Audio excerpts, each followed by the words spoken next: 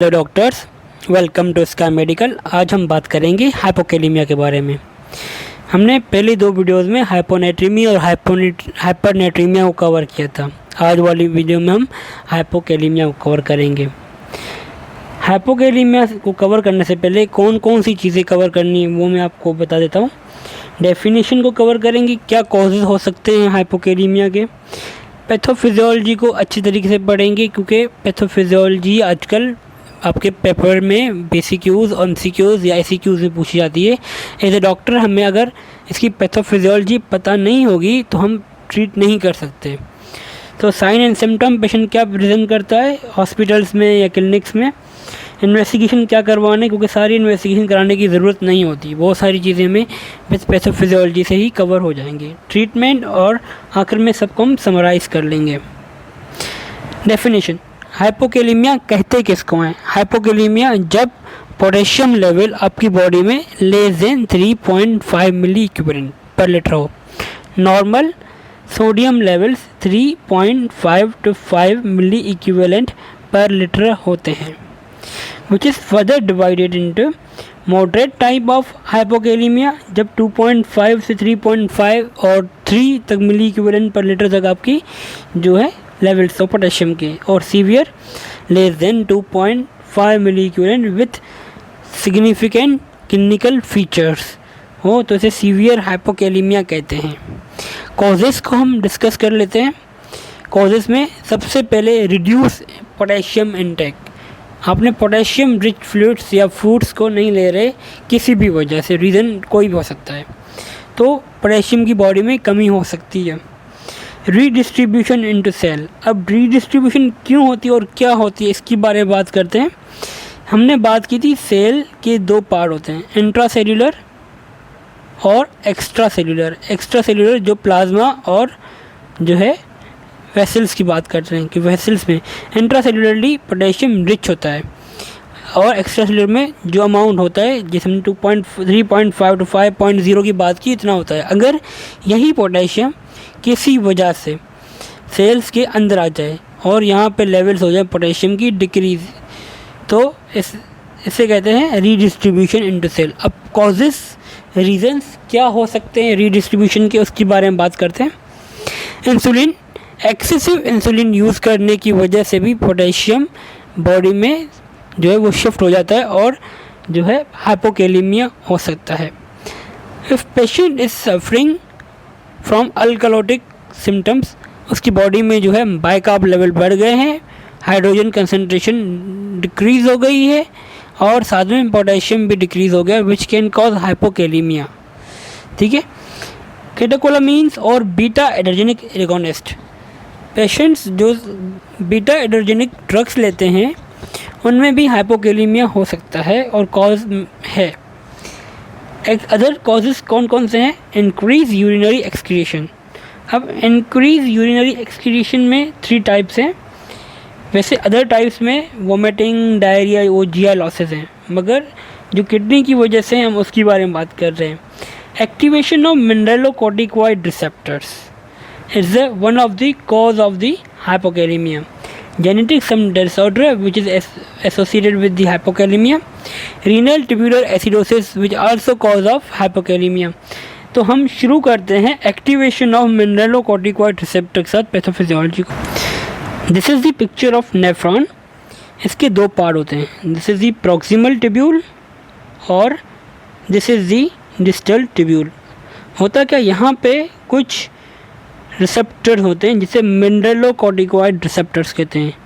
आपकी बॉडी से adrenal gland से एक हार्मोन रिलीज होता है मिनरलोकॉर्टिकॉइड, वो आके एक्ट करता है मिनरलोकॉर्टिकॉइड रिसेप्टर्स पे। जब वो बाय डिफ़ॉल्ट किसी वजह से एक्सेसिव एक्ट करता है तो वो क्या करवाता है, सोडियम को कंजर्व करवाता है और पोटेशियम को लूज़ करवाता है। इसका एग्जाम्पल है कॉन सिंड्रोम। इसमें एक्सेसिव मिनरलोकॉर्टिकॉइड हार्मोन निकलना शुरू हो जाता है। और साथ में हमने पढ़ा था जब बॉडी में प्लाज्मा वॉल्यूम कम हो जाता है तो रेनिन एंजियोटेंसिन भी एक्टिवेट हो जाता है। जब रेनिन एंजियोटेंसिन एक्टिवेट होता है तो उसकी हमने एक इफेक्ट पढ़ा था कि वो एक्टिवेट करता है एड्रेनल ग्लैंड को। जब एड्रेनल ग्लैंड से भी एक हार्मोन रिलीज होता है वो DCT पे एक्ट करता है और सोडियम की जो है एब्जॉर्प्शन को बढ़ाता है। तो एक ये भी हमारे पास पैथोफिजियोलॉजी हमने पता होनी चाहिए कि किस वजह से ये हो रहा है। और साथ में अगर सोडियम लेवल बॉडी में बढ़ जाएंगे तो क्या होगा, ब्लड प्रेशर बढ़ेगा, हाइपरटेंसिव होगा। तो this is also example of hypokalemia with hypertension. And other example of the hypokalemia with hypertension वो है लिटिल सिंड्रोम। जेनेटिक कंडीशन है, उसमें क्या होता है, मिनरलोकॉर्टिकॉइड रिसेप्टर मोर एक्टिवेट हो जाते हैं। जब वो मोर एक्टिवेट होंगे तो वो हार्मोन को जो है फीडबैक देंगे एड्रेनल ग्लैंड को। एड्रेनल ग्लैंड से जो है हार्मोन रिलीज़ होगा, मिनरलोकॉर्टिकॉइड वो क्या करवाएगा, वो फिर से वही चीज़ें करवाएगा, सोडियम की बॉडी में एब्जॉर्प्शन करवाएगा, पोटेशियम डिक्रीज़ करवाएगा। तो पेशेंट्स को सिम्टम्स जो है हाइपोकैलेमिया विद हाइपरटेंशन हो सकता है।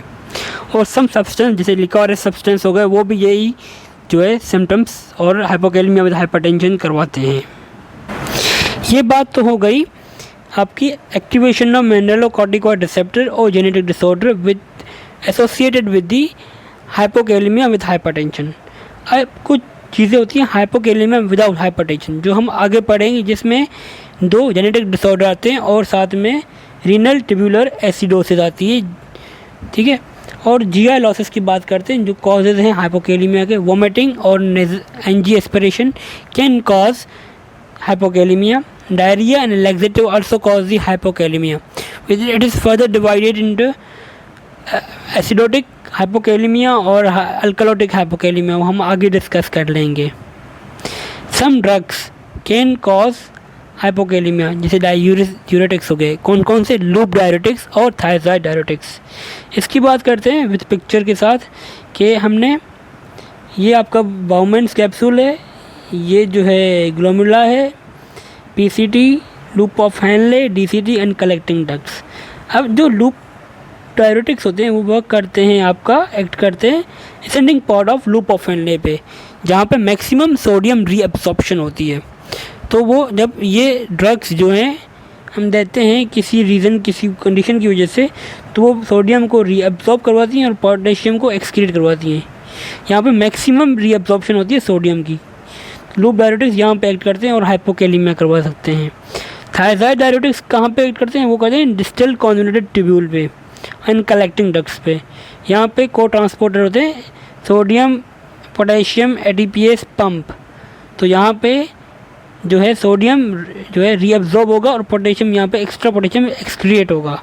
तो ये भी जो है ड्रग्स जो है हाइपोकैलेमिया करवाती हैं, but loop diuretics mainly cause करवाती हैं हाइपोकैलेमिया देन थायराइड डायूरेटिक्स से। This is basically summary of the hypokalemia. जो हमने चीज़ें पढ़ ली हैं उसको थोड़ा रिवाइज कर लेते हैं, फिर आगे बढ़ते हैं। कि हमने हाइपोकैलेमिया की डेफिनेशन पढ़ ली, क्या होती है जब 3.5 milliequivalent per litre potassium body से कम हो जाए तो हाइपोकैलेमिया बोलते हैं। कॉजेज़ हमने बात कर ली, पैथोफिजियोलॉजी में हमने बात की कि रिड्यूस इनटेक होगा, रीडिस्ट्रीब्यूशन हमने बात कर ली, रीडिस्ट्रीब्यूशन में सेल्स के अंदर चला जाए वजह हमने पढ़ ली। इंसुलिन की डिफिशिएंसी हो गई या एक्सेसिव इंसुलिन यूज़ हो गया, ठीक है। और अदर कॉज हमने पढ़ ली है, कॉजेज़ पढ़ लिए। अब बात करते हैं हाइपोकैलेमिया विद हाइपरटेंशन। हाइपरटेंशन हमने कॉजेज़ पढ़ लिए, Conn syndrome, Liddle syndrome, these are the most common examples of the hypokalaemia with hypertension. अब बात करेंगे हाइपोकैलेमिया विदाउट हाइपरटेंशन। उसमें 2 टाइप्स आते हैं, the one is metabolic alkalosis and second one is metabolic acidosis. Metabolic alkalosis किस वजह से हो सकती है उसकी बात करते हैं हम लोग। आपको पता है जैसे किडनी सोडियम पोटेशियम के अलावा बहुत सारे अदर सॉल्यूट्स को भी रीअब्सॉर्ब करती है। तो जो आपकी एरियाज हैं जहाँ पे सोडियम ज़्यादा रीअब्सॉर्ब हो जाए, जैसे लूप ऑफ हैनले में असेंडिंग पार्ट हो गया, पीसीटी हो गया या डीसीटी हो गया, तो उसके साथ बाइकार्ब रीअब्सॉर्प्शन भी साथ होती है। जब दोनों साथ होंगी तो विच कैन कॉज जो है अल्कलोजिक, और सोडियम को बॉडी से एक्स्ट्रा जो है हाइड्रोजन आयंस को रिलीज़ करें। हाइड्रोजन आयन की बात कर रहा हूँ, हाइड्रोजन आयन को रिलीज़ करवाता है और एक्सीडेट करेगा। तो आपकी वेसल्स में hypokalemia with metabolic alkalosis cause हो सकता है। उसके एग्जांपल्स में diuretics which is common example, और 2 condition, barter syndrome and gentleman syndrome. Barter syndrome loop diuretics की तरह एक्ट करता है। मगर यहाँ पे कुछ रिसेप्टर होते हैं जिसे NCK2 रिसेप्टर कहते हैं। कौन से? NCK2, जो सोडियम पोटेशियम की, स्पेशली सोडियम की रीअब्जॉर्प्शन करवाते हैं, वो डिफेक्टिव हो जाते हैं, जिसकी वजह से जो patients can with the complain of normal high blood pressure with जो है हाइपोकैलेमिया आ सकता है। वो ascending part of loop of Henle में एक्ट करते हैं। और दूसरा हमने जेंटलमैन सिंड्रोम की बात की, वो बिल्कुल थायराइड डायरेटिक्स की तरह काम करता है। और कहाँ काम करता है? डिस्टल कन्वोल्यूटेड ट्यूब्यूल में काम करता है, और वहाँ NCC2 को ट्रांसपोर्टर्स को डिफेक्ट होता है, जिसकी वजह से हाइपोकैलेमिया विद दी सिम्टम्स मिल सकते हैं जिस सिंड्रोम के साथ, जेंटलमैन सिंड्रोम के साथ। अब बात करते हैं क्लिनिकल फीचर्स की। क्लिनिकल फीचर्स में मस्कुलर जो है डिक्री मसल वीकनेस और एक्टिविटी मिल सकती है, क्योंकि आपके मसल्स का एक सिस्टम में एक्शन पोटेंशियल होता है, वो है ATPase सोडियम पोटेशियम पे काम करता है, रीपोलराइजेशन डीपोलराइजेशन। तो मस्कुलर वीकनेस मिल सकती है, लिथार्जिक मिल सकती है, नोजिया वोमिटस इलियस में मिल सकते हैं पेशेंट। दी सिम्टम्स साथ पेशेंट आपके साथ प्रेजेंट कर सकते हैं। कार्डियक चेंजेस क्या मिलेंगे इन पेशेंट्स में, इसलिए इसको मॉनिटरिंग करना ज़रूरी है। इसमें कार्डियक चेंजेस मिलती हैं जब आपकी बॉडी में रीपोलराइजेशन और डीपोलराइजेशन मैकेनिज्म डिफेक्ट हो जाए। डिफेक्ट कैसे होगा? आपकी जो ECG है वो बेसिकली नॉर्मल होती है, P wave, QRS complex and T wave. T wave इससे थोड़ी बड़ी होती है, ठीक है। ये दिस इज़ नॉर्मल ECG जो मैंने बनाई ये वाली। होता क्या है कि मसल डीपोलराइजेशन के बाद रीपोलराइजेशन नहीं हो पाती, क्योंकि पोटेशियम इतना है नहीं हमारी बॉडी में जो रीपोलराइज हो सके। तो चेंजेस क्या मिलेंगे हमें? ST सेगमेंट फ्लैट मिलेगा और प्रोमिनेंट U वेव मिलेगी, ठीक है। हम कौन कौन सी लैब्स करवा सकते हैं इन पेशेंट्स में, या जो हमें हेल्पफुल होंगी?